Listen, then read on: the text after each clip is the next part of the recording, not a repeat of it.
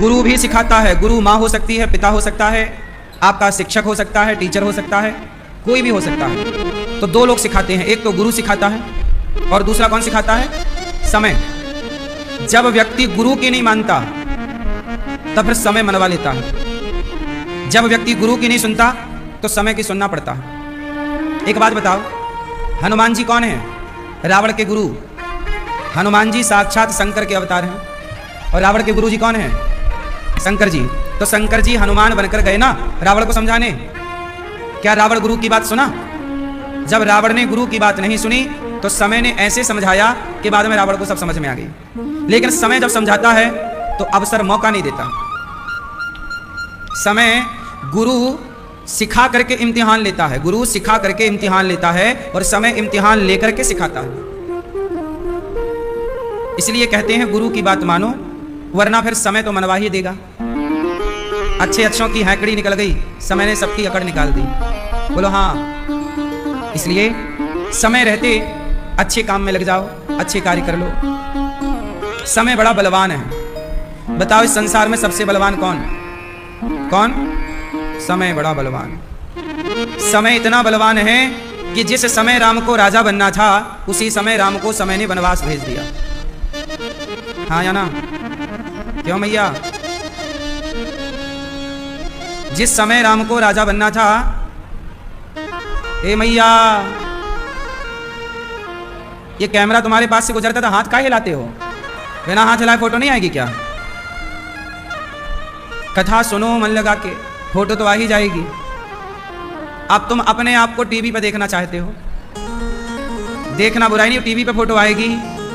पर यदि तुम कैमरे की तरफ देखोगे तो लोगों को लगेगा देखो कथा सुन नहीं रहे हैं, हाथ हिला रहे हैं। और मन लगा के सुनोगे तो लोग ये कहेंगे वाह देखो कितनी बढ़िया ढंग से कथा सुन रहे हैं। आप लोगों को लगता है कैमरा आया तो कैमरे की तरफ देखें, फोटो अच्छी आएगी। इसमें फोटो अच्छी नहीं आती, इसलिए कैमरा आए तो कैमरे की तरफ मत देखो, मन कथा में लगाओ, तब गंभीर फोटो आएगी कि हाँ आप सुन रहे हैं। श्रोता टाइप की फोटो आएगी, अभी मजाक टाइप की फोटो आ रही है।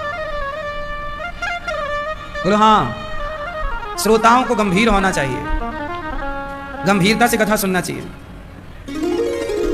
अब उस दिन हम हरिश्चंद्र की कथा सुना रहे थे। हरिश्चंद्र का बेटा सांप के डसने से मर गया, वो कथा सुना रहे थे जो कि प्रसंग दुख से भरा था। अब कैमरा निकला तो लोग हाय हाय ऐसे कर रहे हैं। अब यहाँ कोई मर रहा, कथा मरे की चल रही है हरिश्चंद्र की, और तुम्हें हाथ हिलाने से फुर्सत नहीं है। तो फिर वो कथा की गंभीरता कहाँ रही? भाई कथा गंभीर है तो श्रोता भी तो गंभीरता से सुने, हर जगह थोड़ी हाथ हिलाना पड़ता। बोलो हाँ। इसलिए कहता हूं कथा सुनने आए हो तो पहले अच्छे श्रोता बनो, गंभीर श्रोता। श्रोताओं के भी लक्षण होते हैं। सबसे बड़ा है समय। इतनी अच्छी बात हम बता रहे थे, पर सुनोगे तो कल्याण होगा, नहीं सुनोगे तो। अब होता यही है, लोग कहते हैं हम बहुत कथा सुनते हैं पर बदलाव कुछ नहीं होता। भाई कथा सुनते तो हो पर कथा चित्त लगाकर, मन लगा के कहाँ सुनते हो? जो कहा जा रहा है उस बात को आप कितनी गंभीरता से सुन रहे हैं, उस बात को लेके कितने सीरियस हैं आप? अब सीरियस है नहीं तो थोड़ी बदलाव होगा। हम ज्ञान बता दें, हम बता दें कि बिहारी जी का रास्ता ये है, पर आप चलो ही ना तो बिहारी जी तक कैसे पहुंचोगे? हम रास्ता ही तो बता सकते हैं, चलना तो सारी जिंदगी आपको है। गुरु का काम होता है रास्ता बताना। समझ में आई बात? इसलिए गुरु के बताए रास्ते पर चलो। भगवान राम चल पड़े। कल आप लोगों ने सुना कि भगवान कृष्ण का प्राकट्य हुआ। भय प्रगट कृपाला दीन दयाला कौशल्या हितकारी। भगवान राम जैसे प्रकट भये भगवान कृष्ण भी प्रकट भये। भगवान का जन्म नहीं होता, भगवान क्या होते हैं? प्रकट होते हैं। जब भगवान प्रकट भये तो वसुदेव जी के पांव की बेड़ियां खुल गईं, हाथ की हथकड़ियां खुल गईं। जब भगवान को लेकर चले वसुदेव जी तो बेड़ियां खुल गईं, हथकड़ियां खुल गईं, बंधन से मुक्त हो गए। कौन? वसुदेव जी। कृष्ण प्रकट नहीं भये तब तक वसुदेव जी बंधे हुए थे। आप लोग भी बंधे हो कि मुक्त हो? क्यों मैया, आप बंधी हो कि मुक्त हो? आप बताओ, किससे बंधी हो? हैं? मोह। तो कब मुक्त होगी? तारीख बताओ, 2025 में कि 2030 में कि 2050? मैया बंधी हो कि मुक्त हो? बंधे किससे बंधी हो? परिवार से। चश्मा वाले भैया, आप बंधे हैं कि मुक्त हैं? मुक्त हैं। किससे मुक्त हो? हैं? परिवार से मुक्त हो? आप बताओ, बंधे हो कि मुक्त हो? किससे बंधे हो? परिवार से। कैसे बंधे हो? जिम्मेदारियां हैं महाराज जी, परिवार है, बच्चे हैं, खेती बाड़ी, मकान दुकान, सब कारोबार, बंधन है जिम्मेदारियों का, सब बंधे हुए। कितने लोग बंधे हैं बंधन से? कितने लोग जिम्मेदारियों के बंधन से बंधे? ये दादाजी तो आते ही सो गए।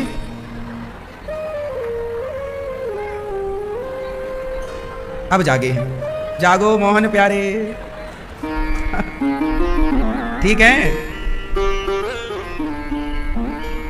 सुनो, आप सब कह रहे हैं कि हम बंधे हैं। किससे बंधे हैं? जिम्मेदारियों से। सब लोग कहते हैं हम बंधे हैं जिम्मेदारियों से, पर सच्चाई ये है कि ये बताओ, मौत आएगी तो आपको जिम्मेदारियां निभाने का मौका देगी?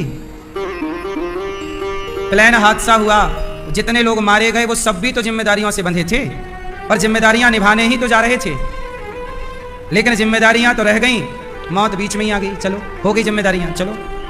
यदि वो बंधे थे तो चले क्यों गए? और चले गए, इसका मतलब वो बंधे थे ही नहीं। सही है? इसका मतलब ये हुआ कि आप कहते हो कि हम बंधे हैं। आप किस तरह से बंधे हो? एक धोबी का गधा था, वो गधा धोबी घाट गया, धोबी अपने गधे को लेकर गया, पर गधे को बांधने की रस्सी नहीं ले गया धोबी। एक संत से बोला कि महाराज मेरे पास रस्सी नहीं है, आज गधे को बांधने की रस्सी घर पे भूल गया, कोई रस्सी आपके पास हो तो दे दो, मैं गधे को बांध दूं। संत जी बोले गधे को बांधने के लिए रस्सी की जरूरत नहीं है, तुम जहां रोज बांधते थे वैसे झूठ मूठ का बांध दो आज। अब गधे के गले में झूठ मूठ का हाथ डाला, पेड़ से झूठ मूठ का लपेटा, जैसे रोज सच्ची मुच्ची का बांधता था आज वैसे ही झूठ मूठ का बांधा, क्योंकि धोबी को पता था कि रस्सी भूल गया हूं, गधे को थोड़ी पता था कि रस्सी भूल गया है। गधा तो वहीं खड़ा बंध गया। पूरे कपड़े धुलने के बाद कपड़ों का गट्ठा उठाया धोबी ने और गधे के पीठ पे रखा, एक डंडा मारा, चल। गधा चले ही ना। बोले भैया साधु जी ये गधा नहीं चल रहा है। संत जी बोले तूने उसे खोला कि नहीं? बोले मैंने तो बांधा ही नहीं था। बोले बांधने का अभिनय तो किया था, अब खोल उसे झूठ मूठ का। जब उसके गले में झूठ मूठ का हाथ डाला तो गधे को लगा मैं खुल गया, तब गधा चला। अब बताओ वो गधा बंधा था कि नहीं बंधा था? उत्तर दो जोर से बोलो। वो गधा बंधा नहीं था, पर उसने स्वयं को बंधा हुआ मान लिया। अब बताओ वो गधा कौन? ऐसे ही है, आप में से कोई भी किसी से बंधा नहीं है, पर सारी जिंदगी आप अपने को बंधा हुआ मानते हो कि हम बंधे हैं जिम्मेदारियों से, परिवार से, बच्चों से। लेकिन कहां कोई बंधा है भाई? वो प्लेन क्रैश हुआ तो कहां किसी का बंधन नजर आया? सब ना चले गए फटाफट। ऐसी हमारा तुम्हारा अवसर आएगा तो कहां पल भर में टाइम लगता है, चुटकी बजते ही काम हो जाता। कितने में? कितने में? बोलो हाँ। एक सेकेंड। अच्छा ये बताओ प्लेन को उड़ा कितना टाइम हुआ था? 1 मिनट भी नहीं हुआ पूरा पूरा। वो हादसा तो मतलब 10-20 सेकेंड में, 25 अधिक से अधिक मानो 50 सेकेंड में वो सब कुछ कहानी हो गई है। ऊपर से गिरा, मैं अधिक से अधिक 50 सेकेंड बोल रहा हूं, खेल तो पूरा 10 सेकेंड का ही था। 50 सेकेंड भी मानो तो 50 सेकेंड में लगभग 300 लोग मर गए। तो मतलब मृत्यु दर पर सेकेंड की कितनी निकल के आई? समझो ना, मतलब 1 सेकेंड में कितने लोग चले गए? इतने में। हाँ या ना? आप लोग कहो जी हम बंधे हुए हैं। सुनो, बंधा कोई नहीं है। आप और हम काम करने आए हैं। बिंदास काम करो, कमाओ, सीताराम सीताराम जपो, सेवा करो समाज की और चुपचाप जाओ। आओ जाओ, आओ, यही क्रम है। कोई, अब आप लोग झूठे ही बंधे हैं, जैसे वो गधा झूठे ही बंध गया। आप भी झूठे ही बंधे हो, मेरी पत्नी, मेरा परिवार, मेरा धन, मेरा वैभव। अब बताओ सारे मारे गए, कहां का धन, कहां का वैभव? जब तक सांस है तब तक की झंझट है। जिंदा हो तो आपका झोला गायब हो जाए तो आप भागे फिरते हो, मेरा झोला कहां गया, मेरा झोला। वो सारे मारे गए तो उनके सारे झोले जल गए, किसी को कोई फर्क नहीं पड़ा। अब उस बैग में क्या क्या ना रहा होगा। कितने सारी जिंदगी कागज पाथर बनाने में लग जाता है, डॉक्यूमेंट्स इकट्ठा करने में लग जाता है, और वो इतनी देर में जल गए। और जल गए तो उन्हें कोई दिक्कत भी नहीं हुई, क्योंकि दिक्कत करने वाला कोई है ही नहीं। इसलिए कहता हूं कि आप बंधन में बंधकर जिंदगी ना जियो। बंधे तो हो ही नहीं, तुमने अज्ञानवश बंधन माना है नहीं बंधन। आप ऑलरेडी मुक्त हो, किसी से नहीं बंधे आप, ना पत्नी से, ना पुत्र से, ना परिवार से, कोई किसी से नहीं बंधा। सबको अकेले ही आना है, अकेले ही जाना है। पर क्या करें, संसार में जिंदगी जीते जीते व्यक्ति, एक बार क्या हुआ, एक शेर का बच्चा गीदड़ों के झुंड में मिल गया। एक शेर का बच्चा शावक गीदड़ों के झुंड में मिल गया। अब गीदड़ों के झुंड में वो चले तो जो गीदड़ खाएं वो भी शेर का बच्चा खाए। जैसे वो पानी पिए ये भी पानी पिए, उन्हीं के संग सोए, उन्हीं के संग रात गुजारे, उन्हीं के संग रहे। वो जैसे चिल्लाए ये भी वैसे चिल्लाने का प्रयास। एक दिन शेर आया और उसने दहाड़ लगाई। जब उसने दहाड़ लगाई तो शेर का बच्चा तो था ही, उसने भी बोला। तो शेर का बच्चा बोला, शेर बोला, अरे भाई तू तो हमारी बिरादरी का है, यहाँ तू गीदड़ों के संग क्या कर रहा है? शेर का बच्चा बोला, भैया मैं तो इन्हीं के संग रहता हूं, ये मेरे मौसा है, ये मेरी चाची है, ये मेरा मामा है। शेर बोला, वो तेरे रिश्तेदार नहीं है, तू हमारा वंशज है, तू शेर है, तू कहां गीदड़ों के पास रह रहा है, तू शेर है। गीदड़ बोला, नहीं मैं शेर नहीं हूं, मैंने होश संभाला तो अपने को गीदड़ों के बीच में पाया, तो मैं तो गीदड़ हूं। शेर ने कहा नहीं। तब शेर ने उसे अपने वास्तविक स्वरूप का बोध कराया कि देख, ले गए उसे पानी के पास, पानी शांत था तो शेर ने उसे पानी में अपना मुंह दिखवाया, देख तेरी शकल गीदड़ों से मिल रही है कि शेर से मिल रही है। तब उसे विश्वास हुआ कि मैं शेर का बच्चा हूं। पर गीदड़ों की झुंड में रहता रहता अपने को गीदड़ मान लिया। ऐसे आप लोग भी किसके बच्चे हो? बोलो, आप सब ईश्वर की संतान हैं, ईश्वर अंश जीव अविनाशी। पर संसार के गीदड़ों के संग रहते रहते आपने भी अपने को गीदड़ मान लिया कि भैया ये हमारा, ये हमारा, ये हमारा, जबकि ये हमारा नहीं। हमारा कौन? मेरे तो गिरधर गोपाल, दूसरो ना कोई, भगवान हमारे हैं। उस परमात्मा से हम कनेक्ट नहीं हो पाए और संसार को अपना मानते रहे और अपने को मानते रहे कि हम बंधे हैं, बंधे हैं, बंधे हैं। क्यों मैया? आप बंधी हो, मुक्त हो। इसलिए मुक्ति चाहते हो तो भगवान के आश्रित रहो, भगवान से नाता जोड़ के रहो। यशोदा कन्हैया को लेकर के चले, श्री कृष्ण को लेकर के चले, वसुदेव जी मुक्त हो गए। जो भगवान को लेकर चलता है वही मुक्त होता है, और जो संसार के पीछे भटकता रहता है वो बंधा रहता है ना। भगवान को लेकर चले, भगवान का उत्सव हुआ, तभी पूतना मौसी आ गई। पूतना लोके वालघिनी राक्षसी रुधिरासना जिघांसया पहरे स्तनम दत्वाप सदगतिम। पूतना, मैया जा रही हो मेरी माँ? गुस्सा हो गई क्या? टाटा, जल्दी आना। पूतना मौसी आ गई भगवान को मारने। पूतना को जानते हैं आप लोग? क्यों भैया, आप लोग जानते हैं पूतना को? नहीं, आप जानते हैं पूतना को? जानते हैं? मैया जानती हो? आपके बगल में रहती है क्या? पड़ोसन है? भैया ऐसे जानती है जैसे रोज उसके घर जाती आती हो। कहो पूतना कैसी हो? क्या खाया आज तूने? पूतना कंस की मंत्रिमंडल में एक सदस्य है, मंत्री। पूतना बड़ी भयंकर राक्षसी है। क्या खाती है पूतना? क्या खाती है? पूतना बच्चों को मार करके उनका मांस खाती है और खून पीती है। पानी नहीं पीती, खून पी जाती है। जैसे आजकल बहुत लोग मुर्गी का मांस खाते हैं, ऐसी पूतना बच्चों का मांस खाती थी। तो तब पूतना मांस खाती थी, आज के लोग मांस खा रहे हैं, तो तब की पूतना में और अब की पूतना में फिर अंतर क्या रहा? वो भी मांसाहारी थी, वो भी बच्चों का मांस खाती थी। आप भी बच्चों का मांस खाते हो, मछली के बच्चे, मुर्गी के बच्चे, जो खाते हैं उनके लिए बहुत लोग खाते हैं, हाँ या ना? बच्चे तो बच्चे हैं, चाहे मछली का हो, मुर्गी का हो या आपका हो।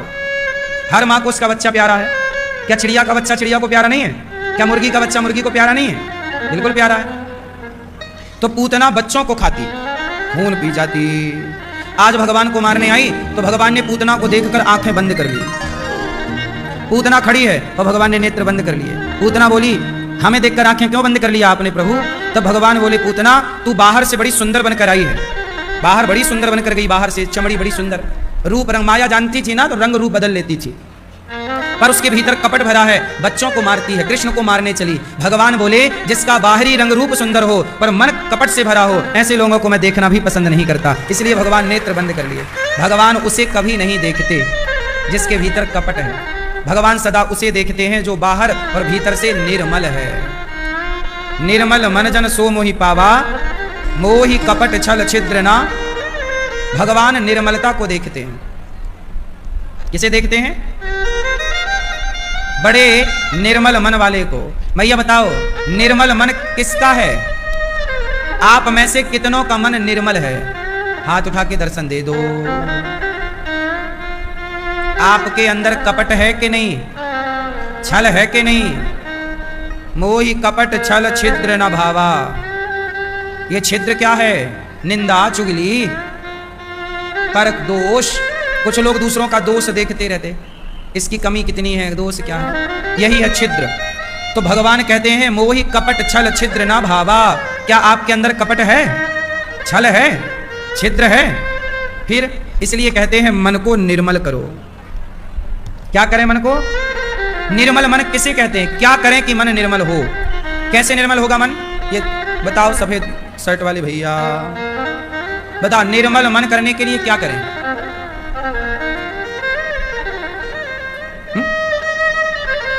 तो आप तो बिल्कुल बुराई करते नहीं होंगे किसी की, आपको तो ज्ञान है। और क्या पहचान है निर्मल मन की? एक तो बुराई ना करो, जो कि आप करते भी नहीं होंगे, हैं? क्या गरीबों की सहायता करो, आप करते ही होंगे। बेईमानी, आप बिल्कुल बेईमान होंगे ही नहीं, आप कोई बेईमानी नहीं करते होंगे। इसका मतलब यह हुआ कि आप लोगों के पास ज्ञान की तनिक भी कमी नहीं है। आप सबको पता है कि निर्मल मन किसे कहते हैं। क्यों भैया? सबको पता है कि नहीं? जैसा कि इन्होंने बताया, सही बताया, बेईमानी ना करो, झूठ ना बोलो, किसी के साथ छल, किसी के साथ गलत व्यवहार ना करो, चुगली ना करो, किसी के प्रति ईर्ष्या द्वेष ना रखो, यही तो निर्मलता है। तो जब ये ज्ञान आप लोगों को है तो क्या इस ज्ञान पर चलते भी हो कि केवल बताने के लिए? ज्ञान यदि बताने के लिए है तब तो ज्ञान का कोई मतलब नहीं। क्या होगा बताने से? ज्ञान बताने के लिए नहीं, ज्ञान उतारने के लिए होता है। इसलिए आप लोगों के पास ऑलरेडी जितना ज्ञान है उस ज्ञान को जीवन में उतार लीजिए, उतने से ही आपका कल्याण हो जाएगा। आपको किसी से ज्ञान लेने की जरूरत नहीं है। आप लोग ऑलरेडी ज्ञानी हैं। सबको पता है ये बात कि झूठ बोलना पाप है। किस किस को पता है झूठ बोलना? बोलो झूठ बोलना। ए भैया तुम्हें नहीं पता? क्या पता है? क्या पता है बताओ? झूठ बोलना नदी किनारे, झूठ बोलना पाप है, सबको पता है, बच्चे से लेकर बूढ़े तक को पता है। लेकिन पूछो कि क्या तुम सच बोल रहे हो? जब झूठ बोलना पाप है, तुम्हें यह ज्ञान है, तो आप तो बहुत बड़े सत्यवादी होंगे फिर। भाई झूठ तो वो बोले जिनको ये पता ही नहीं है कि झूठ बोलना पाप है। भाई हमें नहीं पता कि झूठ बोलना पाप है तो हमने झूठ बोल दिया, पर हमें पता है कि झूठ बोलना पाप है और फिर हमने झूठ बोला, तब तो हमने डबल पाप किया ना। अनजान में गलतियां हो जाए, अनजाने में तो गलतियां माफ होती हैं, अनजाना है, पर जान करके गलतियां करना अपराध है।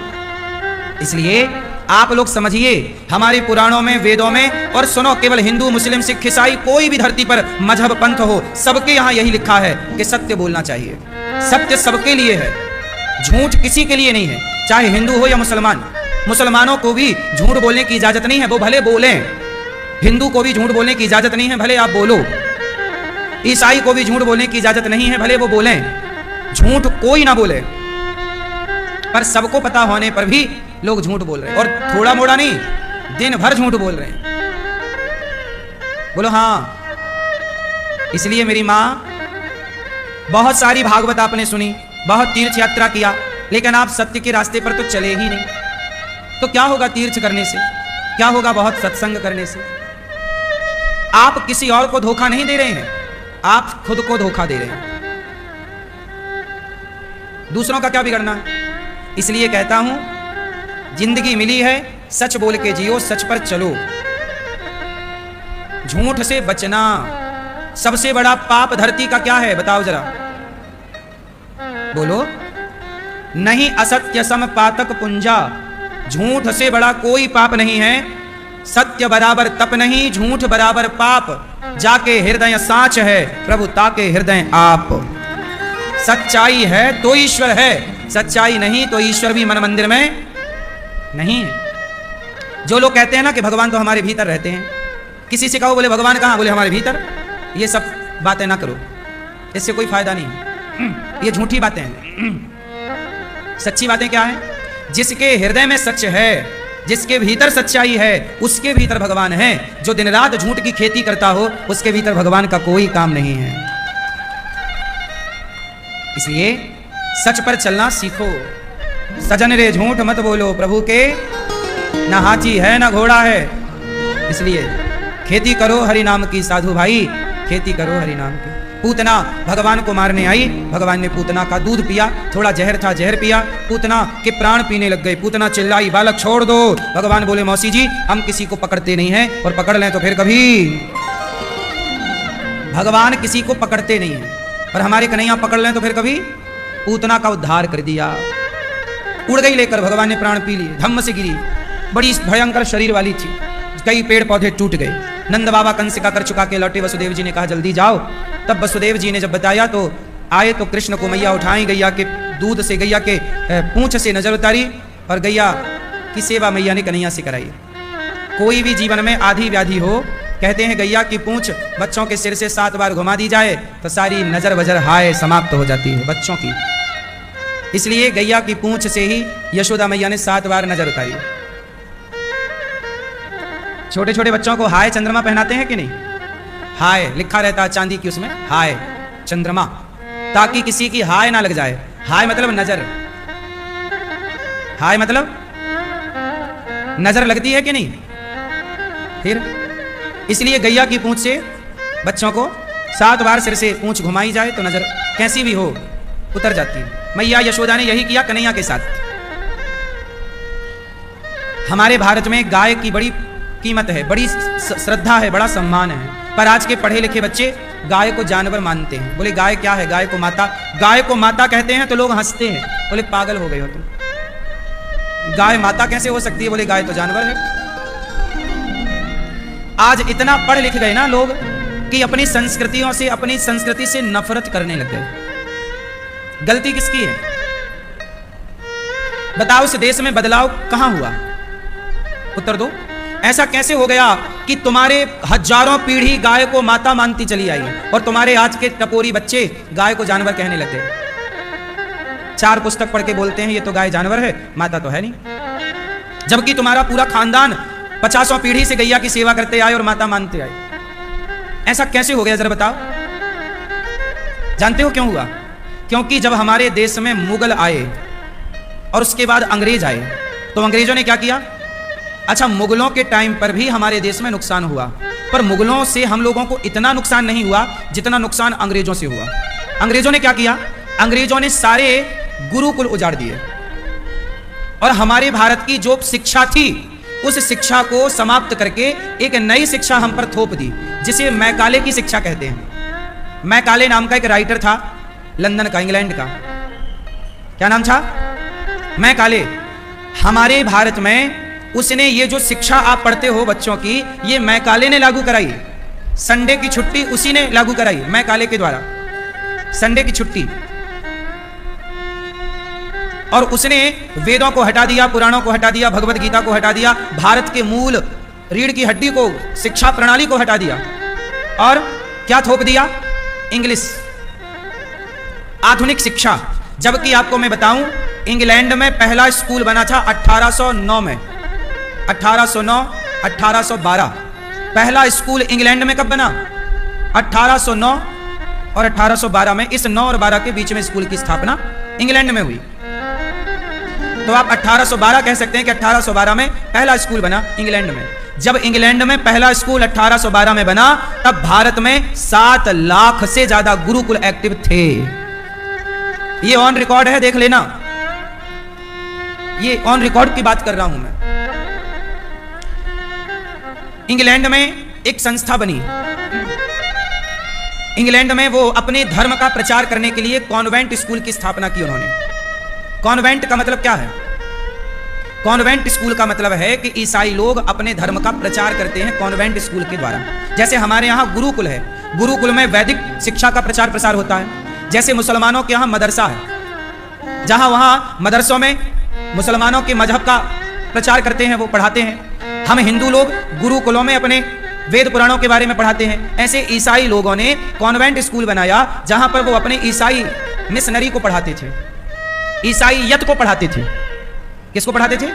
ईसाईयत को। अब ये बताओ कि ईसाईयत को पढ़ाने के लिए कॉन्वेंट स्कूल बने, उन ईसाईयत पढ़ाने वाले स्कूलों में आजकल तुम्हारे बच्चे जा जाके पढ़ रहे हैं। जब तुम्हारे बच्चे ईसाईयत के स्कूलों में जाके पढ़ेंगे तो वो हिंदू से तो ईसाई हो ही जाएंगे, फिर वो हिंदू रहे कहां? तुम्हारे बच्चे गुरुकुल में पढ़ाया जाता है मातृदेवो भव पितृदेवो भव, कॉन्वेंट स्कूल में थोड़ी पढ़ाया जाता है मात्र। वहां कॉन्वेंट स्कूल में तो क्रिश्चियन, कॉन्वेंट स्कूल में जितने कॉन्वेंट स्कूल भारत में है, याद रखिएगा सारे स्कूलों में टीचर क्रिश्चियन ही होता है, 99% ईसाई ही। अब वो ईसाई अंडा खाने के फायदे बता रहे हैं तुम्हारे बच्चों को, मांस खाने का फायदा बता रहे हैं तुम्हारे बच्चों को। अब होगा क्या कि जब स्कूल में तुम्हारे बच्चों को मांस खाने के फायदे बताए जाएंगे तो बच्चा तो मांस खाएगा,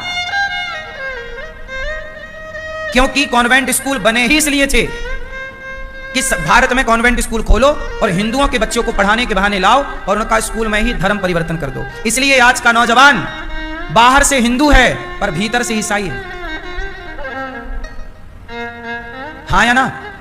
बाहर से लगेगा ये हिंदू है पर बात किसकी करेगा? वो गीता की बात नहीं करता। गीता से नफरत करते हैं आज के बच्चे, गीता भगवत गीता से। गीता पढ़ी ही नहीं, रामायण पढ़ी ही नहीं, वेद पुराण पढ़े ही नहीं। माँ बाप के, हमारे यहां माँ बाप को भगवान माना जाता है,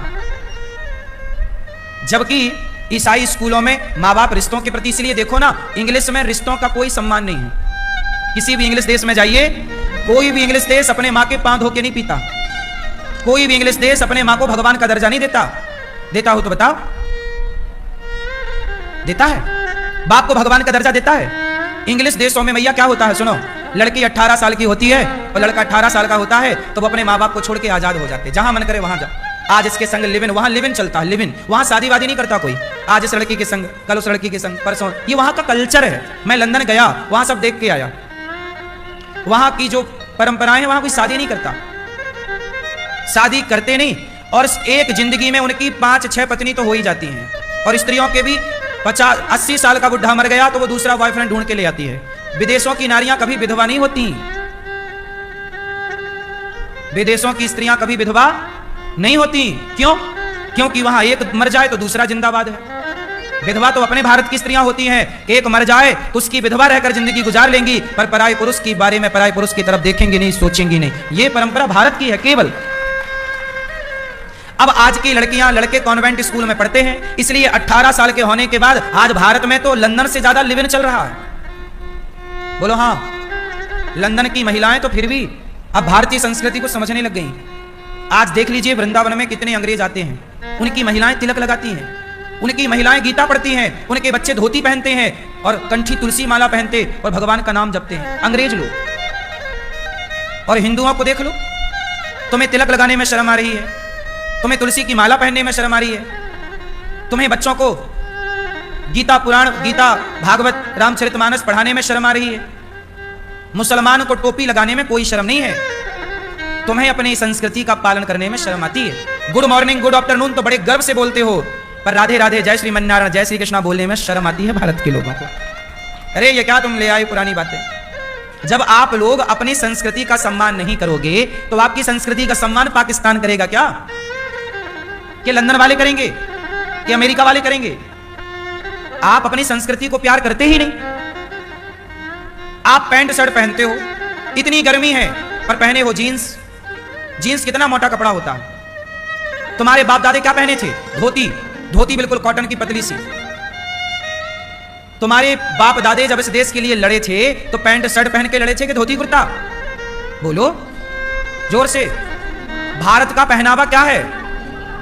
धोती कुर्ता। लेकिन आज के लड़कों को मैं दे दूं कि ये धोती जरा पहन लो, पहनना नहीं आता तुम्हें और भी तो छोड़ दो। ऐसे तुम रक्षा करोगे इस देश की? देश की रक्षा का मतलब क्या है? देश की संस्कृति की रक्षा ही देश की रक्षा है। संस्कृति ही नहीं बची तो फिर देश क्या है? देश का मतलब क्या है? भारत किससे जाना जाता है? अपनी परंपराओं से, अपनी संस्कृति से, अपने संस्कारों से। और वो संस्कार, वो संस्कृति आपने उजाड़ दी। अरे कम से कम संडे के संडे तो नियम बनाओ कि हम भारतीय। देखो हमारे यहाँ कुर्ता भी नहीं चलता था, ये बगलबंदी चलती थी। देखो मैं कुर्ता भी नहीं पहनता, मैं बगलबंदी। ये पहले के जमाने में बगलबंदी थी, इसे चौबंदी भी कहते हैं। कुर्ता बाद में डेवलप हुआ। हमारे ऋषि मुनि और जब राजा महाराजा युद्ध करते थे तो कुर्ता भी नहीं, बगलबंदी, चौबंदी, बांधने वाला, बगल से बांध लिया और कमर में फेंटा मार के लपेट लिया, कांच लगाई, चलो। आज वो प्राचीन पहनावा तुमसे आने वाला ही नहीं। पुरानी मूवियां बनती हैं, उन पुरानी मूवियों में भी देखो पहनावा धोती कुर्ते का है। बाहुबली देख लो, पुराने पैटर्न पे बनी है, उसमें पैंट शर्ट नहीं पहनाया गया। क्योंकि पुरानी परंपरा हमारी श्रेष्ठ परंपरा रही है। हमारा पहनावा अलग रहा है, हमारा खान पान अलग रहा है। दुनिया सुअर खाती है, सांप बिच्छू खाता है चाइना। दुनिया को खाने तक का ज्ञान नहीं है, लेकिन हमारे यहां हजारों सालों से 56 भोग खाने की परंपरा रही है। हम तो सब जानते हैं, जड़ी बूटियों का प्रभाव दुनिया नहीं जानती। आयुर्वेद भारत की देन है, लेकिन आप अपनी परंपराओं को भूल गए। अब आप कहते हो हम हिंदू हैं। कहने से क्या होगा साहब? कहने को तो मैं भी कह दूं कि मैं प्रधानमंत्री हूं, तो क्या मैं कह देने से हो गया? मैं कह दूं कि जी मैं राष्ट्रपति हूं इस देश का, तो आप मान लो। जैसे कह देने से कोई प्रधानमंत्री नहीं होता, ऐसे कह देने से कोई हिंदू नहीं होता। हिंदू का मतलब क्या है? सिंधु नदी के तट की परंपराओं को हिंदू कहते हैं। सिंधु नदी के तट की परंपराओं को, संस्कृति को। हमारी संस्कृति का नाम हिंदू है, किसी व्यक्ति का नाम हिंदू नहीं है।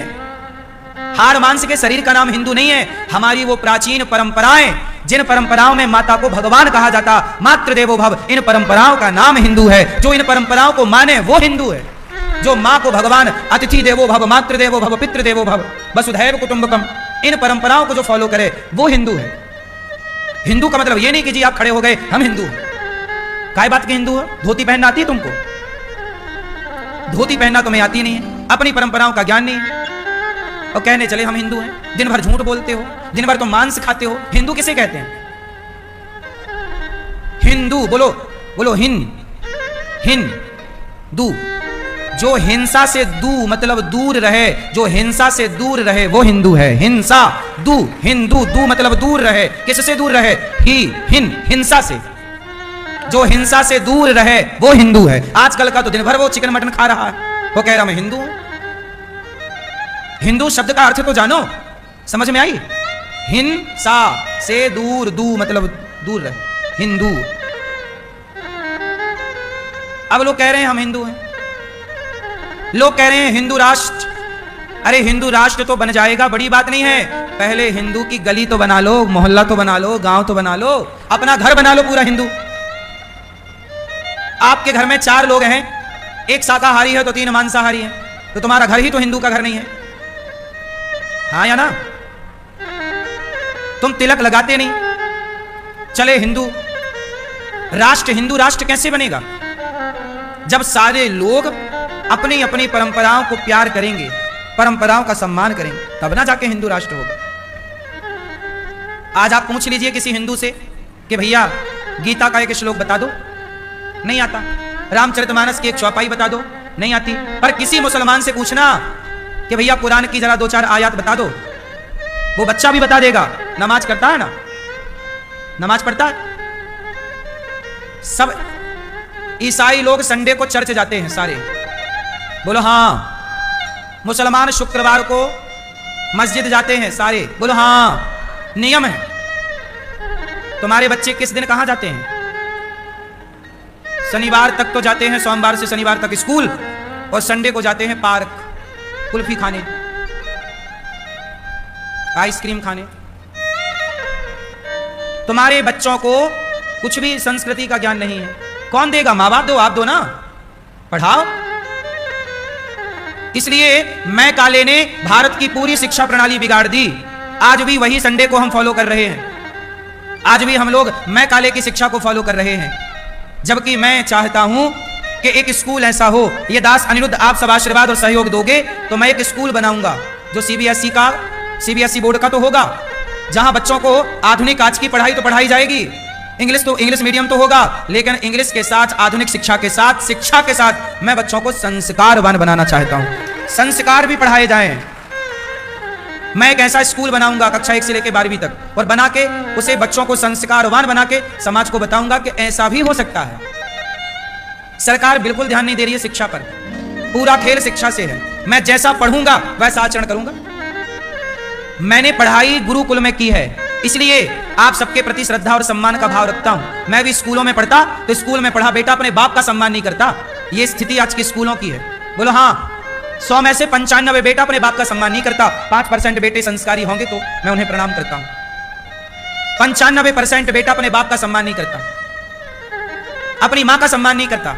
स्कूल में पढ़ा है और बड़ी डिग्रियां हैं, लेकिन हम गुरुकुल में पढ़े हैं तो हम अपनी मां का भी सम्मान करते हैं, और जो बेटे अपनी मां को निकाल देते हैं उन माओं का भी सम्मान करते हैं। अपनी माओं के पांव भी दबाते हैं और उन माओं के पांव भी दबाते हैं जिनको उनके बेटों ने निकाल दिया। उनके प्रति भी दया है, उनके प्रति भी सहानुभूति है, उनके प्रति भी जिम्मेदारी है। क्यों? क्योंकि हम स्कूल में नहीं पढ़े, गुरुकुल में पढ़े।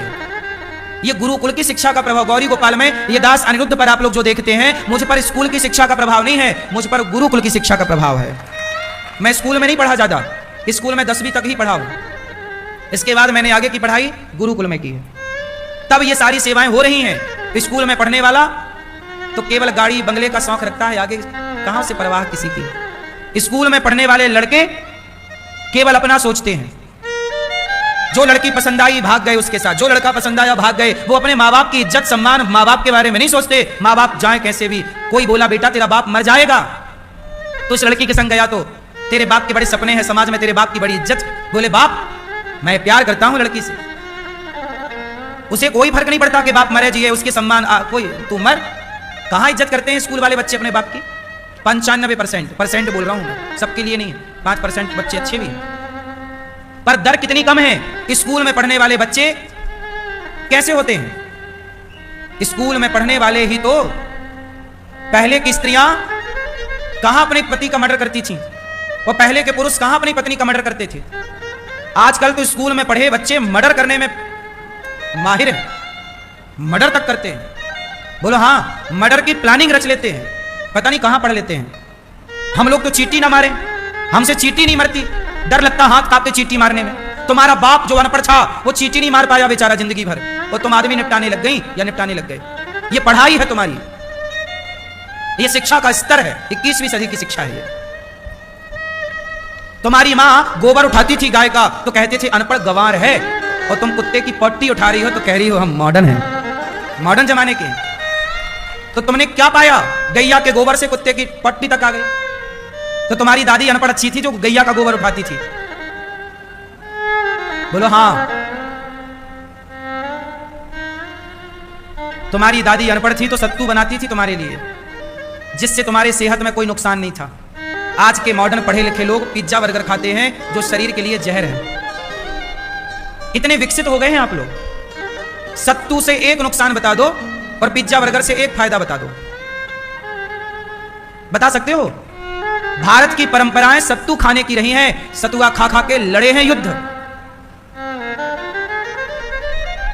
40 किलो की तलवार पृथ्वीराज महाराणा प्रताप चलाते थे, पिज्जा बर्गर के बल पर नहीं, सत्तू के बल पर चलाया करते थे। आज भारत की परंपराएं प्रायः लुप्त हैं। आपसे सवाल करता हूं, जितने लोग सुन रहे हैं, बताओ आपने भारत की किस परंपरा को बचा रखा है? आपसे सवाल, आप लोगों ने भारत की किस परंपरा को बचाने का प्रयास किया? कौन सी परंपरा आपके घर में, आपके समाज में आज सुरक्षित है? उत्तर दो। खाने की परंपराएं सुरक्षित हैं क्या? ओढ़ने पहनने की परंपराएं सुरक्षित हैं क्या? बोली भाषा की परंपराएं सुरक्षित हैं क्या? बोलो। सवेरे तुम्हारे अनपढ़ दादा जागते थे तो गांव में कोई मिले, भैया राम राम, ये तुम्हारा अनपढ़ दादा था, और आज तुम पढ़े भैया गुड मॉर्निंग, हाय हाय। कहां पढ़ लिया तुमने भाई कचरा? पहले लोग क्या हो, राम राम सा, राजस्थानी भाषा में क्या बोले, राम राम सा। क्यों? सवेरे जाग के क्या बोले, भैया राम राम, जय श्री नारायण, जय श्री हरि कृष्ण। और आजकल हाय हाय। क्या से क्या हो गए देखते देखते। और आप कहते हो हम पढ़े लिखे। पढ़ाई लिखाई बुराई बुरी नहीं है साहब, पढ़ाई लिखाई करो, पर अपने संस्कार और संस्कृति को लेकर चलोगे तो इसमें बुराई क्या है? यह बात तुम्हें मुसलमानों से सीखनी चाहिए। जो मुसलमान बिल्कुल अपने धर्म को लेकर, मजहब को लेकर, अपनी संस्कृति और संस्कारों को लेकर आज भी बड़ा कट्टर है? तुम्हारे अंदर अपने धर्म के प्रति कुछ भी जिम्मेदारियां नजर नहीं आती। आजकल के बच्चों को 99% बच्चों को हनुमान चालीसा याद नहीं है। बताओ, सही है? क्यों भैया? कुछ हो रहा? आपको हनुमान चालीसा याद है? तो बोलो फिर। जो सतवार आगे चौपाई, जो सतवार आगे, इनको याद नहीं है। हनुमान चालीसा याद नहीं है? सुना पहली चौपाई? नहीं याद है? हमारे हिंदू धर्म में तुम्हें याद क्या है? केवल मुन्नी बदनाम हुई। तुम्हें याद क्या है? शीला की जवानी। हनुमान चालीसा याद नहीं? हिंदू धर्म का सबसे बेसिक ग्रंथ है हनुमान चालीसा। पहला पाठ 1 हनुमान चालीसा। यदि यह भी तुम्हें याद नहीं है तो तुम्हारे भरोसे तो हो गई सनातन धर्म की रक्षा। क्यों? सही है? इसलिए समझो इन गहराइयों को। सनातन धर्म की रक्षा करने के लिए सच्चा सनातनी बनना पड़ेगा। भगवान श्री कृष्ण ने पूतना को मारा, सकटासुराया सकटासुर को मारा, तृणावर्ताया गोल गोल बवंडर के रूप में तृणावर्त को मारा। भगवान का नामकरण संस्कार हुआ। हमारे हिंदू धर्म में कितने संस्कार होते हैं? कितने? 16। पहले का नाम क्या है? हैं? पहले का नाम बताओ। नहीं पता? यह है हिंदू धर्म की सच्चाई। दिन भर आप लोग मोबाइल चलाते हो 4-4 घंटा। चाहो तो मोबाइल पे अच्छी चीजें सर्च करो, जानो बढ़िया, लेकिन नहीं, दिन भर तुम्हें चलाना देखना उल्टा सीधा है। 16 संस्कार होते हैं, जिसमें पहला संस्कार है गर्भाधान संस्कार। जब पिता के द्वारा माता स्त्री गर्भवती होती है तो वो गर्भाधान संस्कार होता है। जब स्त्री को पता लग जाए कि मैं गर्भवती हूं तो वो भगवान को जाकर प्रणाम करे और ईश्वर से प्रार्थना करे कि जो मेरे बच्चा पेट में है प्रभु वो संस्कारी हो। और उस दिन से स्त्री सावधानी पूर्वक ऐसा कोई भी शब्द नहीं बोलती जो कठोर हो, असत्य नहीं बोलती, क्योंकि माँ बाप के हर व्यवहार का, विशेष माँ के व्यवहार का सारा प्रभाव उसके बच्चे पे पड़ता है। आपको क्या लगता है 9 महीने पेट में बच्चा है और उस 9 महीने में जो आपने काम किया होगा वो काम का, उस 9 महीने के काम का प्रभाव उस बच्चे पे दिखेगा। अब तुम 9 महीने खूब लड़ाई करो, तुम्हारा बच्चा लड़ने वाला होगा। इसलिए कुछ मैया बोल महाराज हमारा बेटा हमें मारता है। तुमने पेट में था, तुमने लड़ाई की होगी, तुमने अपनी सास को मारा होगा, किसी को मारी होगा, तब पिट रही हो, पिटो। और 9 महीने आपने सावधानी से सत्य पर चलती। उस समय बहुत सावधानी की जरूरत है। घर का माहौल बड़ा धार्मिक हो, क्योंकि घर के माहौल का प्रभाव बच्चों पर पड़ता है। बाहर का माहौल, बाहर का प्रभाव बच्चों पर पड़ता है, पर कम पड़ता है। बाहर का माहौल कितना भी गंदा हो, हमें क्या करना? हमारे घर का माहौल सही है तो कोयले की खदान में भी हीरा निकलता है। बोलो हाँ, कोयले की खदान में भी हीरा निकलता है। माहौल कितना भी गलत हो बना रहे, पर आप घर को ठीक रखो। आजकल पति पत्नी लड़ रहे हैं, पति पत्नी को गालियां दे रहा, बच्चा सुन रहा है। तुम अपनी पत्नी को मार रहे हो, बच्चा देख रहा है। तुम अपने बाप को मार रहे हो, बच्चा देख रहा है। क्या सीखेगा? जब तुम अपने बाप का सम्मान नहीं करते अपने बच्चों के सामने, तो तुम्हारा बच्चा तुम्हारा सम्मान क्या करेगा? बच्चे पढ़कर नहीं सीखते, बच्चे देखकर सीखते हैं। बच्चों के सामने घंटी बजाओ, वो भी घंटी बजाएंगे। बच्चों के सामने गीता पढ़ो, वो भी पढ़ेंगे। बच्चे पढ़कर नहीं सीखते, बच्चे। लेकिन आप जब देख रहे हैं बच्चे, तुम गलत, तुम बीड़ी पी रहे हो, तुम गांजा पी रहे हो, तुम दारू पी रहे हो, बच्चे देख रहे हैं, क्या सीखेंगे वो?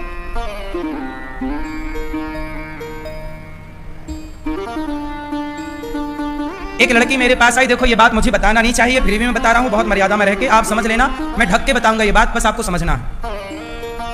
एक लड़की आई मेरे पास, छोटी सी बच्ची थी, मतलब 15-16 साल की। बोले गुरुजी, एक दिन क्या हुआ कि मैंने अपने माता पिता को देखा अकेले में। तो मैंने जब अपने माता पिता को अकेले में देखा तो मैं देखती रह गई। और मैंने माँ बाप को जैसा देखा वैसे ही मैंने किसी लड़के के साथ वैसे ही किया।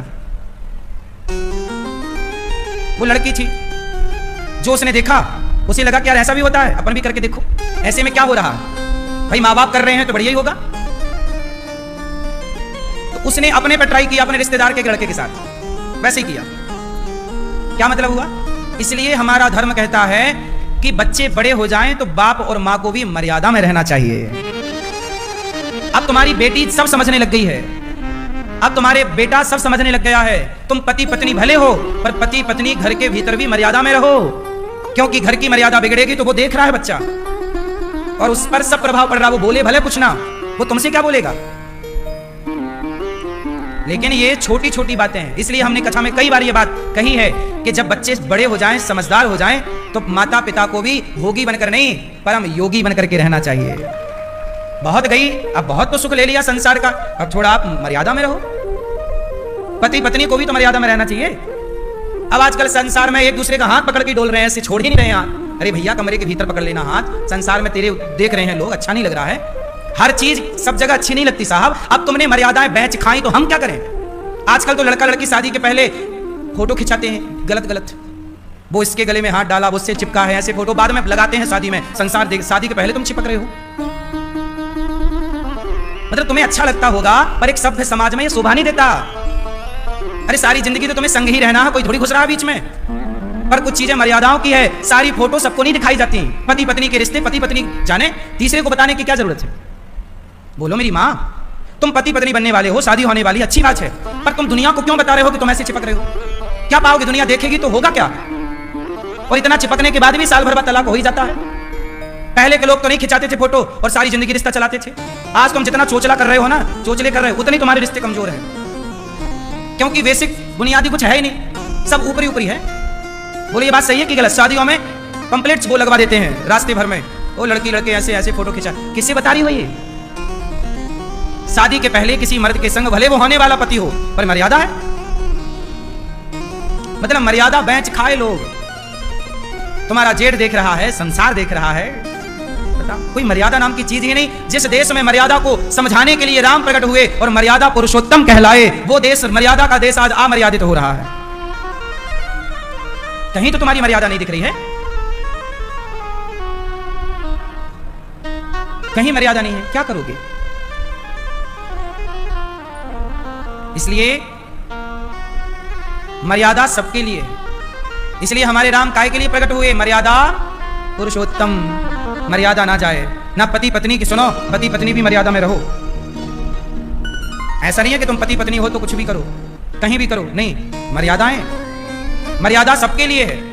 जिस दिन उल्लंघन कर दोगे, सीता मैया तो जगत की माता है, जगत जननी है, पर जब वो अपनी मर्यादा की लक्ष्मण रेखा का उल्लंघन करती हैं, तो उन पर भी संकट का पहाड़ टूट जाता है। रावण उन्हें भी चुरा कर ले जाता है। मर्यादा तो सीता मैया के लिए भी है, ऐसा नहीं है कि केवल हमारे और आपके लिए। समझ में आ रही है? इसलिए मर्यादा। भगवान राम का नामकरण संस्कार, 16 संस्कार में पहला संस्कार गर्भाधान संस्कार, पुंसवन संस्कार, समावर्तन संस्कार, नालच्छेदन संस्कार, जात कर्म संस्कार, कर्ण भेदन संस्कार, वेदारंभ संस्कार, यज्ञोपवीत संस्कार, सीमंतोन्नयन संस्कार, पुंसवन संस्कार। ऐसे आखिरी में एक संस्कार होता है अंतिम संस्कार, जहां पुत्र अंत्येष्टि करता है। बताओ अंतिम संस्कार किसे कहते हैं? चलो ये चलो छोड़ो, बताओ अंतिम संस्कार किसे कहते हैं? चलो बताओ, बोलो। चिता पे आग लगाना ये अंतिम संस्कार है? क्या है? हैं? बोलो बोलो। आखिरी पड़ाव क्या है? वो वही तो पूछ रहे हैं। अंतिम संस्कार क्या होता? आखिरी में जो संस्कार होता है मनुष्य का, वो अंतिम संस्कार को, अंतिम संस्कार हम ये पूछ रहे हैं कि वो अंत का संस्कार है कौन? क्या है वो? बताओ क्या है वो अंतिम संस्कार? नहीं ना पहले ही पता ना आखिरी पता। हाँ, 0 सन्नाटा है। आखिरी संस्कार है अंतिम संस्कार। पिता को पुत्र चिता पे आग लगाता है, ये आखिरी संस्कार नहीं है। आग लगाने के बाद भी एक संस्कार होता, पता है क्या? जलती हुई चिता पर एक संस्कार होता है। पिता का सिर फोड़कर पुत्र उस सिर पर घी डालता है, और वो एक संस्कार है जिसे कपाल मोचन, कपाल क्रिया कहते हैं। वो है आखिरी। उसके बाद फिर पिंडदान और तर्पण, ये तो फिर बाद का विषय है। ये अंतिम, ये वहां शमशान में भी पिंडदान होता है। चिता पे आग लगाने के पहले पिंडदान, वो भी अंतिम संस्कार में ये सब कुछ आता है। पूरा प्रोसेस है ये। पिंडदान होगा, मुखाग्नि, मुखाग्नि बोलते हैं उसे, चिता पे लेटाएंगे, अग्नि देगा बेटा, वो मुखाग्नि हो गई। फिर आधी चिता जब जल जाएगी, सिर जल जाएगा, तो सिर तोड़ करके उसमें घी देसी डाला जाएगा। फिर वो है आखिरी, उसे कहते हैं कपाल मोचन, कपाल क्रिया। अब ये भी एक साइंस है कि सिर खोपड़ी क्यों फोड़ी जाती है, बताओ खोपड़ी क्यों फोड़ी जाती है? घी काहे भरा जाता है खोपड़ी पे? इसलिए खोपड़ी तोड़ी जाती है कि यदि खोपड़ी ना तोड़ी जाए तो खोपड़ी रह जाती है, और खोपड़ी रह जाए तो शमशान पर तांत्रिक लोग जाया करते हैं, और किसी की खोपड़ी मिल जाए तो उस तंत्र विद्या को उस खोपड़ी पर सिद्ध करते हैं। और तंत्र विद्या कहते हैं तंत्र की साधनाएं खोपड़ी पर होती हैं, और यदि ब्राह्मण की खोपड़ी हुई तो वह सिद्ध जल्दी होगा। इसलिए परंपरा है कि कहीं कोई हमारी खोपड़ी का मिसयूज ना कर ले, इसलिए खोपड़ी तोड़ दी जाती है, क्योंकि टूटी खंडित खोपड़ी पर साधना नहीं हो सकती। तंत्र साधना होती है, तांत्रिक लोग होते हैं, वो तांत्रिक लोग तुम्हारी खोपड़ी का भी मिसयूज कर सकते हैं। इसलिए हमारे पुरखे कितने साइंटिफिक थे, घी भरते थे तोड़कर। यदि किसी ब्राह्मण की खोपड़ी मिल जाए तो तांत्रिक के हाथ लग जाए तो वो उस खोपड़ी पर अपनी विद्याएं सिद्ध कर सकता है, गलत विद्याएं, और उससे समाज को प्रभावित कर सकता है, गलत काम कर सकता है। वो गलत काम का पाप उस खोपड़ी वाले को लगेगा जिसकी खोपड़ी है, उस तांत्रिक को लगेगा पाप, वो गलत काम करेगा, पर जिसकी खोपड़ी है उसको भी पाप का भागी बनना पड़ेगा। इसलिए मरने के बाद भी पाप हो सकता है तुम्हारी खोपड़ी से, इसलिए कपाल मोचन होता है।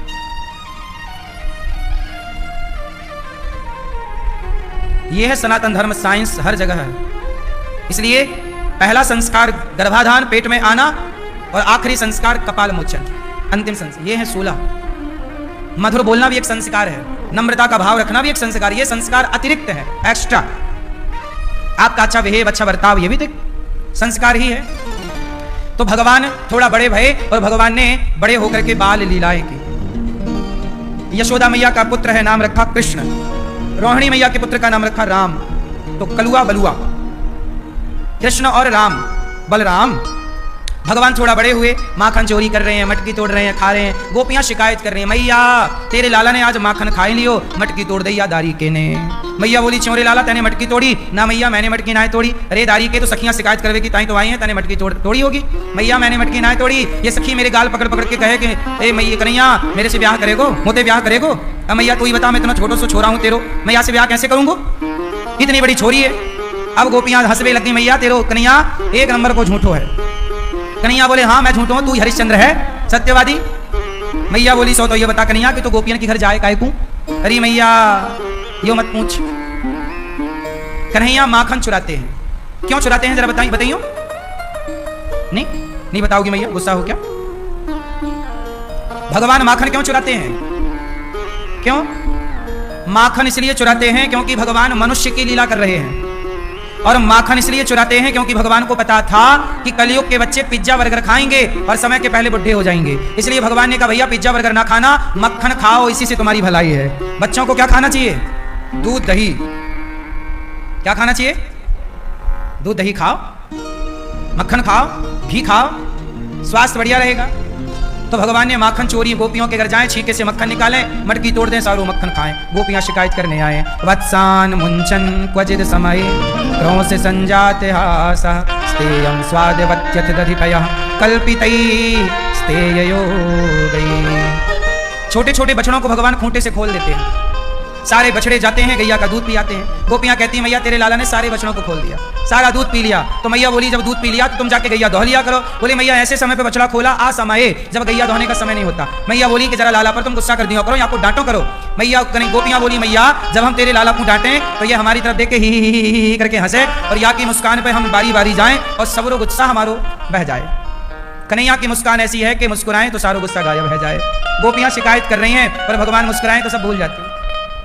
भगवान की लीला बड़ी अद्भुत है। बंदरों को मक्खन खवाते हैं, जो मटकी से मक्खन निकाल लेते हैं उसे तोड़ डालते हैं। गोपियां माखन लेके जाती हैं तो गुलेल मारते हैं और भगवान मटकी तोड़ देते हैं। गोपियां शिकायत करती हैं और बहुत बहुत शिकायत है, पर भगवान श्री कृष्ण को मैया ने कहा कि जब तक सखियों मेरे लाला को तुम रंगे हाथों ना पकड़ोगी, हम तुम सबन की बातों को भरोसा ना करेंगे।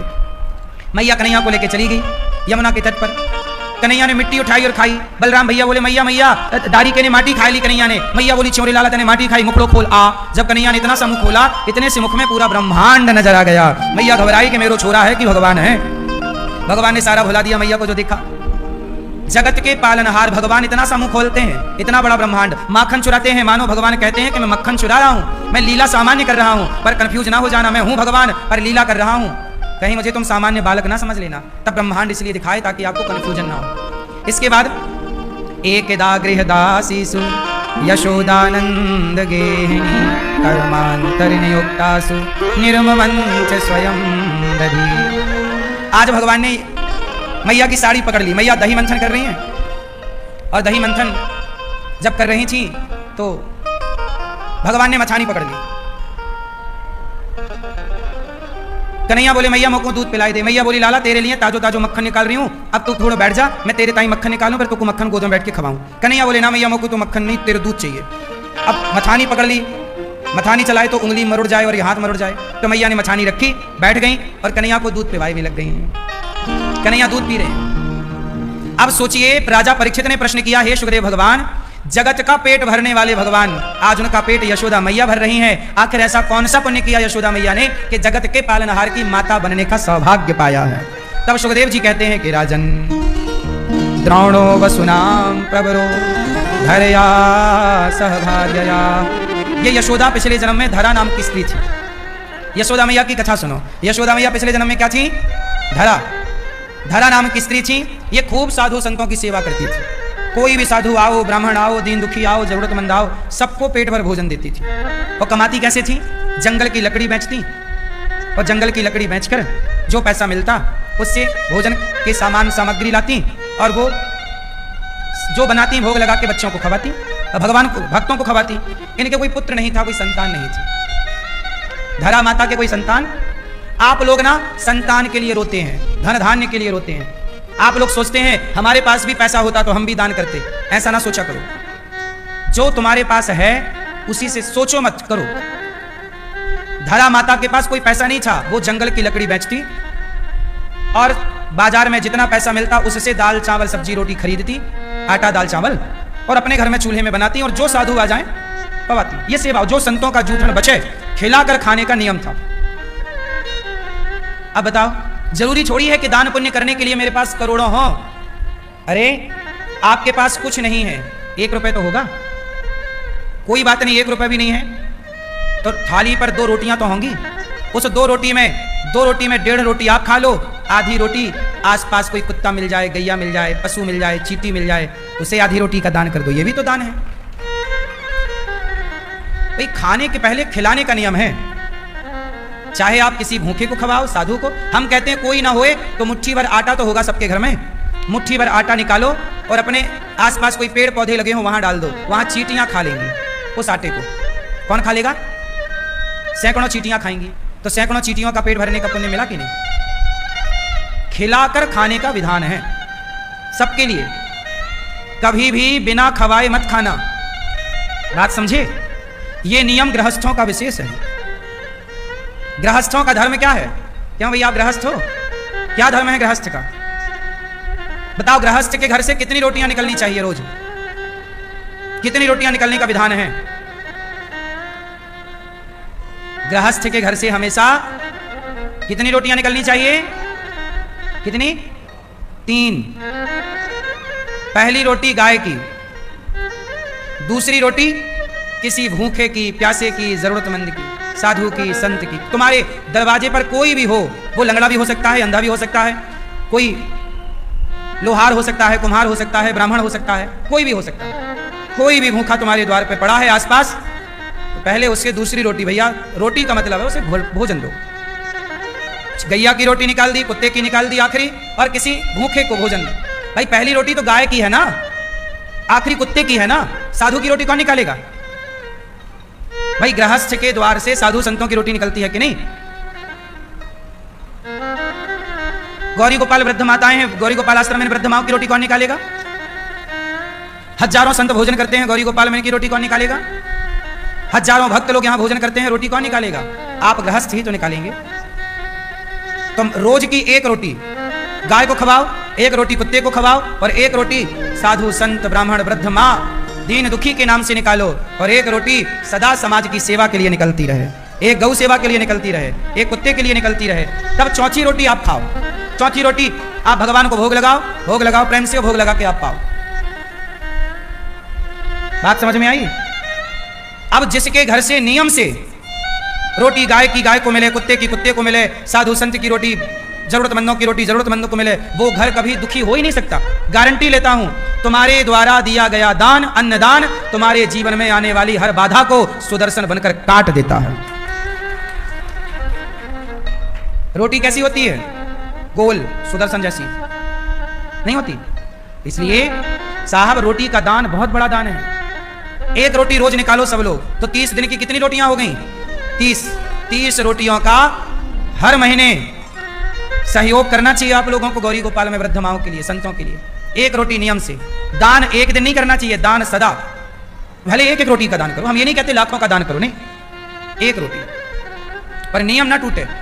जैसे दीपक रोज जलाते हो, पानी रोज पीते हो, प्यास रोज, भूख रोज मिटाते हो, ऐसे। क्योंकि आप दो या मत दो, वृद्ध माओं को तो रोटी रोज चाहिए कि नहीं? फिर इसलिए जो गृहस्थ अपने कमाई का, माता यशोदा पिछले जन्म में धरा थी, कमाई करती और साधु सेवा करती। एक दिन साधु के रूप में भगवान आ गए। देखो सेवा का फल, जब भगवान आए तो कहा मैया बड़ी भूख लगी। मैया के घर में उस दिन अन्न का दाना नहीं था, तो मैया बोली महाराज बैठो, मैं आपके लिए भोजन की व्यवस्था करती हूँ। बगल के बाजार में मैया गई, भैया मुझे थोड़ा उधार पैसे दे दो, सामान दे दो, आटा दाल चावल दे दो, मैं तुम्हारा चुका दूंगी जंगल की लकड़ी बेचकर। संयोग देखिए उस दिन किसी ने माता को उधार नहीं दिया, ना 1 रुपया दिया। तब कोई एक सेठ जी मिले, बोले मैं तुझे पैसा दे सकता हूं धरा, पर तुम हो बड़ी सुंदर, यदि तुम मुझे अपने स्तन दे दो तो मैं तुम्हें पैसे दे दूं। मतलब कोई धरा मां को पैसा देने को तैयार तो हुआ उधार, पर मांग क्या रहा कि तुम अपने स्तन दो पहले। माता धरा बोली कि तुझे मेरे स्तन चाहिए। माता धरा समझ गई कि इसका इसकी नियत खोटी है, खराब है। माता धरा बड़ी सुंदर थी, वो डोल गया। माता धरा के वो भाव ना समझ पाया और वो काम की दृष्टि से देखने लग गया। माता धरा बोली कि ये मेरे स्तन मांग रहा है, मतलब शरीर के मांस का टुकड़ा। शरीर का मांस तो फिर आ सकता है, पर मेरे द्वार से साधु संत भूखे चले गए तो मेरा धर्म चला जाएगा। शरीर गया तो आ जाएगा, पर धर्म गया तो नहीं आएगा। इसलिए पहले के लोग शरीर मरे तो मर जाए, पर धर्म को मरने नहीं देते थे। धर्म नहीं मरना चाहिए, धर्मो रक्षति रक्षिता। माता धरा ने कहा ठीक है तू मेरे स्तन ले। माता धरा ने चाकू से स्तनों को काट दिया और काट कर दिया, तुझे मेरे स्तन चाहिए, ये मेरे स्तन। काट कर दोनों उसके तराजू हथेली पे रख दिया, ये तू ले। वो अवाक रह गया, चरणों में गिर पड़ा, माता क्षमा कर दो, मेरे से बड़ी गलती हो गई। आप इतने बड़े साधु संतों की सेवा करती हो और मैंने आप पर नियत गंदी की, क्षमा कर दो। माँ ने कहा क्षमा है बेटा, टाइम नहीं है। पैसा लिया, बाजार से दाल चावल साग सब्जी खरीदी, संतों को भोजन बनाया। खून गिर रहा है लेकिन भोजन बना रही है, क्योंकि मेरे द्वार से कोई संत भूखा ना जाए, ये गृहस्थ का धर्म है। जब संतों को भोजन बना के परोसा तो संतों ने देखा कि माता के तो शरीर से खून गिर रहा। पूछा कि मैया ये तुम्हारे शरीर में रक्त कैसा? तो पूरी राम कहानी सुनाई कि मैं गई थी, पैसा था नहीं तो मांगा, तो उसने स्तन मांगे तो मैंने स्तन काट कर दे दिए। तब वो साधु थे ही नहीं, साधु के रूप में भगवान थे। माता मैं आपका ऋणी हो गया, आपने संतों की सेवा के लिए अपना खून बहाया है, हम तो आपके ऋणी हो गए। देखो जो साधु सेवा करता है उसके ऋणी भगवान हो जाते हैं। सेवा करने वाले के ऋणी कौन? भगवान। भगवान ने कहा कि मैं अगले जन्म में आपका बेटा बनकर आऊंगा। आपने इस जन्म में मेरे लिए संतों के लिए खून बहाया, अगले जन्म में हम पुत्र बनकर आएंगे और आपका दूध पीकर खून बहाने का ऋण चुकाएंगे। वही धरा यशोदा बनी और वही संत जो भगवान थे, भगवान अगले जन्म में कृष्ण बनकर मैया यशोदा का दूध पी रहे हैं। तो जगत के पालनहार को तृप्त कर रही है मैया। सबका पेट भरने वाले भगवान है, पर भगवान का पेट भरने वाली माता धरा, माता यशोदा है।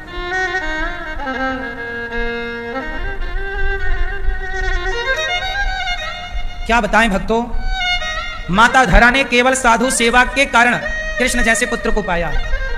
आप लोग चिल्लाते रहते हैं हम गरीब हैं, हमारा काम नहीं बनता, हमारा ये चल रहा है, ये हो रहा है। तुम सेवा करके देखो तो सही, सेवा के हाथ बढ़ाकर देख लो ना, प्रैक्टिकल कर लो। प्रत्यक्ष को प्रमाण की आवश्यकता नहीं है। आप अपने लिए सोचते हैं, इसलिए भगवान आपके लिए नहीं सोचते। जब आप किसी भूखे के लिए सोचते हैं, किसी रोते के लिए सोचते हैं, जब आप किसी के लिए सोचते हैं तो भगवान आपके लिए सोचने लग जाते हैं कि भाई ये किसी, तुम किसी के लिए सोचो, ईश्वर आपके लिए। अब आप अपने लिए सोचो तो भगवान बोले पर तू सोच, हम क्या सोचें। द्रौपदी जब तक अर्जुन को बुलाती रही तो भगवान हाथ बांधे खड़े रहे। अर्जुन आओ, मेरी साड़ी उतार रहा है दुशासन। भीम आओ, नकुल आओ, सहदेव आओ, युधिष्ठिर आओ, गुरु द्रोणाचार्य आओ, पितामह। भगवान बोले बुलाओ सबको। जब द्रौपदी ने देखा कि कोई नहीं आ रहा, तब द्रौपदी ने कहा गोविंद अब किसी का भरोसा नहीं, प्रभु आप आओ। और जैसे ही पुकारा तो गोविंद गोविंद, तो विंद नहीं बोल पाई, केवल गोविंद का गो निकला। दौड़ पड़े द्वारिकाधीश, साड़ी बनकर खिंच गए। थक गया दुशासन, 10,000 हाथियों का बल रखने वाला साड़ी उतारते उतारते गिर गया, उतार ना पाया। जिसके लाज भगवान बचाएं, उसकी लाज कोई क्या लूटेगा, उसका क्या कोई बिगाड़ेगा। इसलिए कहता हूं, आपने बुलाने में देर लगाई है, उन्होंने आने में देर। भरोसे से पुकारो तो सही, भगवान के आश्रित रहो तो सही, जो भगवान के भक्त हैं उनकी सेवा करो। हमारे वेद पुराण सब भरे पड़े हैं। सबसे बड़ी भक्ति क्या है बताओ? चलो बताओ, सबसे बड़ी भक्ति क्या है? एक साधु जंगल में भजन कर रहा, भजन, एक साधु जंगल में भजन कर रहा था। भजन करते करते उसकी तपस्या सिद्ध हो गई। क्या हुआ, एक दिन क्या हुआ कि एक पक्षी बैठा डाल पर और पक्षी ने उसके ऊपर छिछी कर दी, साधु के ऊपर। जब साधु के ऊपर छिछी की तो साधु ने पक्षी को देखा, अरे दुष्ट, तूने मेरे ऊपर ये बीच कर दी। पक्षी जल के भस्म हो गया। साधु तपस्वी है ना, और साधु ने कड़ी नजर से पक्षी को देखा तो पक्षी जल के राख। बाबा जी को तो घमंड हो गया, जी मैं तपस्या सिद्ध कर चुका, मैं किसी को देख लूं तो मर जाए। साधु बोले हो गया काम, चलो। साधु गए घर, वो घर गृहस्थ का था, तो वहां मांगा, ए मैया भिक्षाम देही, जरा साधु आया तेरे द्वार पर, भिक्षा दे दे। तो अंदर से मैया बोली, बाबा थोड़ा इंतजार करो, मैं पति की सेवा कर रही हूं। साधु गुस्से में आ गए, मेरे से इंतजार कराएगी। जब पति की सेवा हो गई तो पति ने कहा कि पत्नी से जाओ, द्वार पे संत खड़े हैं, कुछ भिक्षा दे दो। तो वो भिक्षा लेकर आई तो साधु उस महिला को टुकुर टुकुर देखने लग गए, उसी दृष्टि से जैसे पक्षी को देखा था। तो पक्षी जल गया, तो पत्नी को देखने लग गए, वो पति पत्नी थे दोनों। तो ये साधु आए उनके घर पे, तो उनको देखने लगे। तो वो स्त्री बोली, ए बाबा, मैं कोई पक्षी थोड़ी हूं जो तेरी दृष्टि से जल जाऊंगा, ये भिक्षा ले चल। अब बाबा चक्कर में पड़ गए कि हे भगवान, मैंने जब पक्षी को जलाया तब तो वहां कोई नहीं था, तुम्हें कैसे पता लग गया कि मैंने सिद्ध कर ली तपस्या और पक्षी को देखा और वो जल गया? तब पत्नी बोली कि मैं पतिव्रता नारी हूं, तुमने जंगल जाकर के जो तपस्या करके फल पाया, वही फल मैंने पति की सेवा करके प्राप्त कर लिया। इससे यह पता लगता है कि जंगल में साधु तपस्या करके जितना पुण्य पाता है, उससे ज्यादा पुण्य घर बैठे पत्नियां अपने पति की सेवा श्रद्धा से करें तो घर बैठे पति की सेवा करके प्राप्त कर सकती हैं। अब वो साधु बोला कि बताओ, जो ज्ञान तुम्हें हुआ वो ज्ञान हमें कहां से होगा? बोले आगे जाओ, एक कुम्हार मिलेगा चक्का चलाता हुआ, उससे ज्ञान लेना। अब साधु चला कुम्हार के पास, कुम्हार मिले। कुम्हार बिल्कुल फटा कपड़ा पहना, फटी बनियान, और कमर में दुपट्टा वगैरह नहीं, वो बोरा, टाट होता ना बोरा, बोरा लपेटा, वो चक्के पे माटी रख के घड़ा बना रहा। और ये बड़े साधु जी खड़े, ए भैया तुम कुम्हार हो? फलाने, हाँ हाँ कुम्हार हो। ये बताओ भैया, वो पतिव्रता नारी ने तुम्हारे पास भेजा है, बताओ हमने जंगल में तपस्या की, और हमने जंगल में तपस्या की तो कुम्हार बोला कि आपने तपस्या की, पक्षी को जला दिया, फिर आपने एक पत्नी से भोजन मांगा तो उन्होंने देर की तो आप उन्हें भी जलाना चाहते पर वो जली नहीं। अब बोला भैया कुम्हार, तुम्हें ये सब बातें कैसे पता लग गई? बोला भैया मैं केवल अपने माँ बाप की सेवा करता हूं, मैं गृहस्थ हूं, और गृहस्थ का धर्म है, पत्नी का धर्म है केवल पति की सेवा करना, और गृहस्थ पुरुष का धर्म है अपने माँ बाप की सेवा करना। मैं अपने माँ बाप की सेवा करता हूँ, ईमानदारी से पैसा कमाता हूँ, चक्का पे मट्टी रख के घड़ा बना के कमाता हूँ, और उस पैसे से साधु संत की सेवा करता हूँ। इस सेवा के बल पर मुझे ये शक्ति ईश्वर ने दे रखी है कि मैं आगे और पीछे दोनों भविष्य को जान सकता हूँ, भूत भविष्य को। और मेरे लिए विमान तैयार रखा है, जिस दिन मैं मरूंगा तो भगवान खुद आएंगे मुझे लेने। मैं तुम्हारी तरह जंगल नहीं गया, मैंने तुम्हारी तरह तपस्या नहीं की, केवल माँ बाप की सेवा की। तो जो व्यक्ति निष्ठा से अपने पुत्र का फर्ज निभाता है वो किसी साधु संत से कम नहीं है। आपको क्या लगता है कि जंगल जानी भजन है? ना, निष्ठा तुम रखो माँ बाप पर, निष्ठा रखो पति पर, तुम्हारा घर बैठे कल्याण होगा। इसलिए ये दास अनिरुद्ध वृद्ध माओ की सेवा करता है। हमारा धर्म क्या है, हमारी भक्ति क्या है? सेवा ही हमारी भक्ति है। हमें अलग से कहीं जंगल वंगल जाने की जरूरत नहीं। हो तो बताओ जाएं। एक आदमी जंगल में भजन कर रहा है, भगवान का कीर्तन कर रहा है, और ये दास अनिरुद्ध आप लोगों से भिक्षा मांग मांग कर हजारों भक्तों को भोजन की सेवा करा रहा है। अब बताओ ये सेवा भक्ति नहीं है? गौरी गोपाल आश्रम में हजारों लोग भोजन कर रहे हैं, अन्नदान हो रहा है, क्या है ये? भजन नहीं है? भोजन कराना, अरे जंगल में जाके तपस्या करने से भगवान मिल जाएंगे। भगवान का मिलना कठिन थोड़ी है। भगवान के लिए पागल ना हो, तुम ईमानदारी से अपना कर्तव्य पूरा करो। जहां बैठ के अपना कर्तव्य पूरा करोगे। शबरी माता किस भगवान की खोज में निकली? कहीं नहीं गई, घर के बाहर नहीं निकली, कुटिया के बाहर केवल गुरु वचनों का पालन किया, गुरु की आज्ञा का पालन किया। घर बैठे राम आए दर्शन देने की नहीं। मैं अपने कर्तव्य का पालन करूं, भगवान घर बैठे आएंगे, और मैं अपना कर्तव्य छोड़ के फिर सारे तीर्थों में घूमता रहूं, मुझे कुछ ना मिलेगा। इसलिए आप गृहस्थ हैं तो गृहस्थ का धर्म है ईमानदारी से अपना कर्तव्य निर्वहन करना। पत्नी का कर्तव्य अलग, पति का अलग, पुत्र का अलग, सब अपना अपना कर्तव्य करो ना भाई। ना मिले भगवान तो बताना। क्यों भाई बताओ? तुम बड़ी निष्ठा से अपने माँ बाप की सेवा करने लग जाओ और सत्य पर चलने लग जाओ, तुम जहां हो जिस कमरे में, उस कमरे के भीतर भगवान आएंगे तुम्हें दर्शन देने। इसका उदाहरण देता हूं। आपने महाराष्ट्र में एक मंदिर का नाम सुना होगा, पंडरीनाथ, विट्ठलनाथ। विट्ठलनाथ भगवान है। विट्ठलनाथ भगवान कौन है? सुना उनकी कथा। महाराष्ट्र में एक भक्त रहा करते थे अपने माता पिता के, नाम था उनका पुंडरीक। एक पुंडरीक नाम के भक्त थे। वो अपने माँ बाप के इकलौते बेटा थे। जब उनका ब्याह हुआ तो उनकी पत्नी बड़ी दुष्ट थी। वो अपने सास ससुर पर संदेह करती थी कि मेरे सास ससुर ने पैसा लिए रखा है, दिया नहीं। एक दिन क्या हुआ, पुंडरीक के माता पिता को लगा कि अब बेटा मेरी सेवा नहीं करता, तो बोले चलो काशी चलते हैं, वहीं मरेंगे, भजन करेंगे।